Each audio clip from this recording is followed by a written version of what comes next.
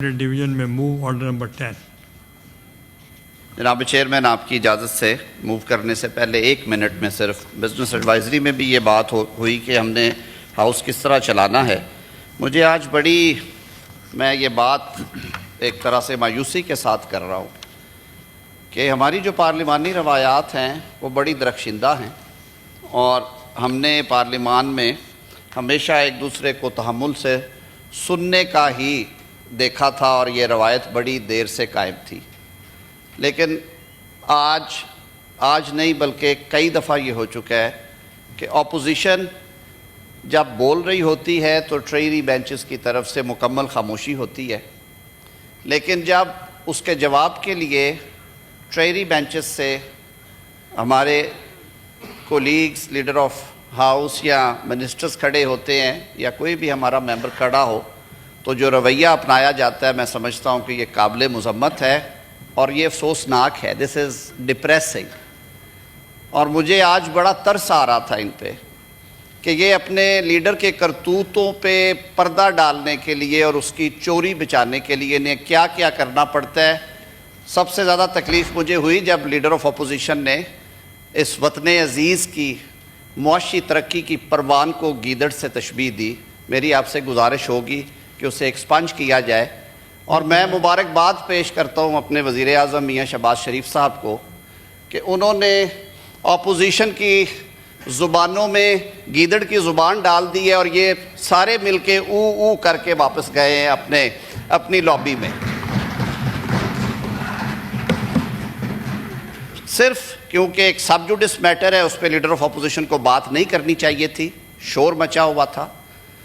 بات ہوئی 190 million pound کی، اور بڑے دکھ اور افسوس کے ساتھ میں انڈورس کروں گا احسن اقبال صاحب کی بات کو کہ ہمیں کم از کم عدالتی معاملات میں مذہب کو یا سیرت نبی صلی اللہ علیہ وسلم کو نہیں لے کے آنا۔ ہمیں اپنے گناہوں کو، اپنے ڈاکوں کو، چوریوں کو چھپانے کے لیے اتنی پاک ہستیوں اور اتنے اپنے دین کا جو ہے اس کو شیلڈ نہیں کرنا چاہیے۔ یہ ایک اوپن اور شٹ ٹرانزیکشن ہے۔ فلور آف ہاؤس میں صرف اتنا عرض کر سکتا ہوں کہ یہ ریفرنس ایک انڈیپینڈنٹ ادارہ ہے، نیشنل اکاؤنٹیبلٹی بیورو انہوں نے بنایا۔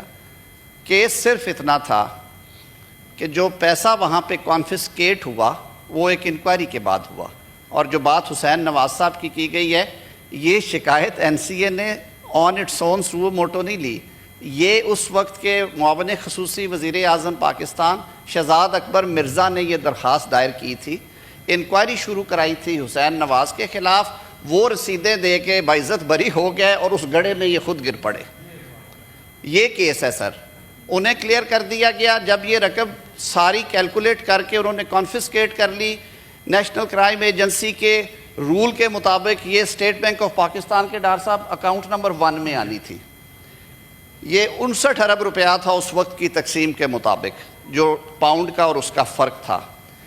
جناب چیئرمین، کابینہ میں ایک بند لفافے میں نوٹ لا کے حشپ کر کے بغیر ڈیبیٹ کرائے ایکس ایجنڈے کے طور پہ ایک confidentiality agreement between NCA and government of Pakistan, وہ کہتے ہیں ملک ریاض اور ان کے درمیان تھا، گورنمنٹ کا تعلق کوئی نہیں تھا، گورنمنٹ آف پاکستان سے ایک ایگریمنٹ کرایا گیا کہ یہ جو ڈیل ہوگی یہ پبلک نہیں ہوگی، اور اس ایگریمنٹ کی آڑ میں، اس کی گارب میں نیشنل کرائم ایجنسی کو اس ڈیل کے بارے میں NOC جاری کر دیا گیا گورنمنٹ آف پاکستان کی طرف سے، اور ہدایت کر دی گئی کہ آپ یہ ساری رقم جو ہے یہ اسٹیٹ بینک آف پاکستان کو دینے کی بجائے جو ملک ریاض صاحب کا جرمانے کا اکاؤنٹ ہے سپریم کورٹ نے کھولا ہوا، جس میں انہوں نے 429 ارب جمع کرانے تھے، آپ یہ پیسے وہاں پہ ٹرانسفر کر دیں۔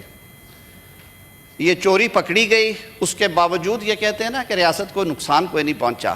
سپریم کورٹ آف پاکستان نے جب عوامی رد عمل دیکھا، وفاق پاکستان نے ایک درخواست دائر کی PDM دور میں کہ جی یہ رقم جو ہے یہ تو حکومت پاکستان کے عوام کا پیسہ تھا جو یہاں سے لوٹ کے لے جایا گیا تھا، اور رولز کے تحت یہ حکومتی اکاؤنٹ میں آنا تھا، تو سپریم کورٹ آف پاکستان کے حکم کے تابع وہ رقم وہاں سے نکال کے اسٹیٹ بینک آف پاکستان کے حکومتی اکاؤنٹ نمبر 1 میں ڈالی گئی، اور سپریم کورٹ نے یہ آرڈر پاس کرتے ہوئے لکھا کہ اگر ہم اس پریکٹس کو الاؤ کر دیں تو وہ پرانا ایڈیم ہمیں یاد آ جاتا ہے کہ رابنگ پیٹر اینڈ پیئنگ پال، کہ آپ ایک کو لوٹ کے دوسرے کا قرض لٹا دے.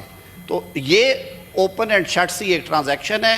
یہ میٹر سب جوڈس ہے. میں سر اس سے زیادہ نہیں کہوں گا, لیکن میں پھر ایک دفعہ دہراؤں گا.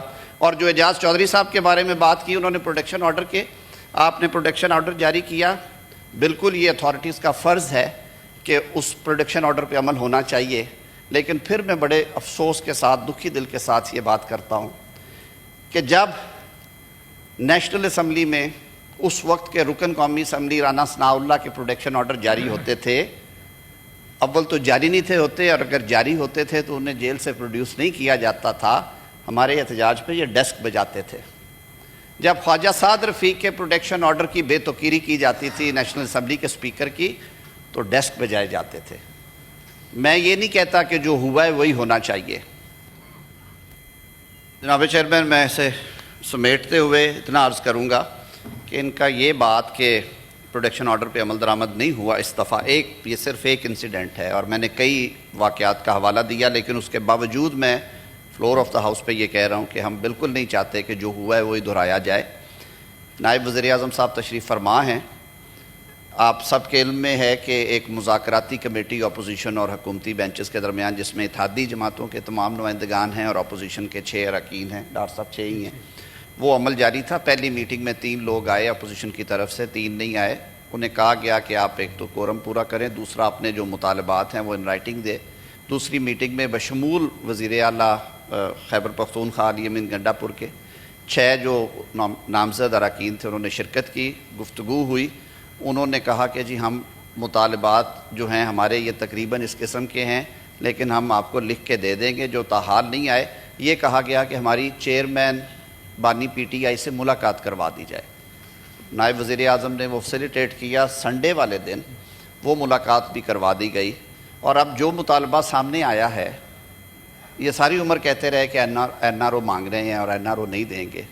تو یہ تو اب یہ سارا جو شور شرابہ ہے, اور جس کی وجہ سے اپنے گلے بٹھا لیے انہوں نے, اچھے خاصے معزز لوگ ہیں, اپنے اپنے پروفیشن کی پیک پہ ہیں, بڑے بڑے نام ہیں ان میں. ہمیں دیکھ کے تکلیف بھی ہو رہی تھی کہ ان پہ کیا گزرتی ہے, کہ اس کو خوش کرنے کے لیے کیا کیا جتن کرنے پڑ رہے ہیں کہ آپ کے سامنے کھڑے ہو کہ ابھی جو کیا یہ پارلیمانی روایت تو نہیں ہے. تو وہاں پہ انہوں نے کہا ہے کہ جی ایگزیکٹو آرڈر کے ذریعے جو بندے مقدمات میں ملوث ہیں اور جیلوں میں بند ہیں, اور جن پہ انسداد دہشت گردی سمیت دیگر جرائم کے اور کرپشن کے کیسز چل رہے ہیں, حکومت انہیں رہا کر دے. تو میں اس ایوان کی وساطت سے یہ عرض کروں گا کہ پاکستان کا آئین اور قانون اس کی تو اجازت نہیں دیتا. ایک عدالتی طریقہ کار ہے, وہ اپنایا جائے, عدالتوں میں جائیں, انہیں ریلیف ملتا رہے, جہاں پہ نہیں بنتا نہیں بھی ملتا. تو جو بات تھی پروٹیکشن آرڈر کی, اس میں یہ استدعا کروں گا کہ آپ نے اچھا کیا, آرڈر جاری کیا, اس کی امپلیمنٹیشن کو بوجوہ نہیں کیا گیا اس کو امپلیمنٹ, اور ریزنز دی گئی ہیں. میری یہ ریکویسٹ ہوگی کہ اپوزیشن کو بزنس ایڈوائزری میں جیسے یہ کہا گیا تھا اور اس بات پہ وہ متفق تھے, ڈار صاحب تشریف رکھتے ہیں, اگلی میٹنگ کل ہے میرے خیال میں یا پرسوں ہے, پرسوں ہے, تو یہ وہ جو مذاکراتی کمیٹی ہے یہ میٹر اس میں ٹیک اپ کیا جائے. اسی طرح کے دیگر معاملات بھی وہاں پہ ڈسکس ہو رہے ہیں, اس کا کوئی بہتر حل نکل آئے گا. تو آپ کی اجازت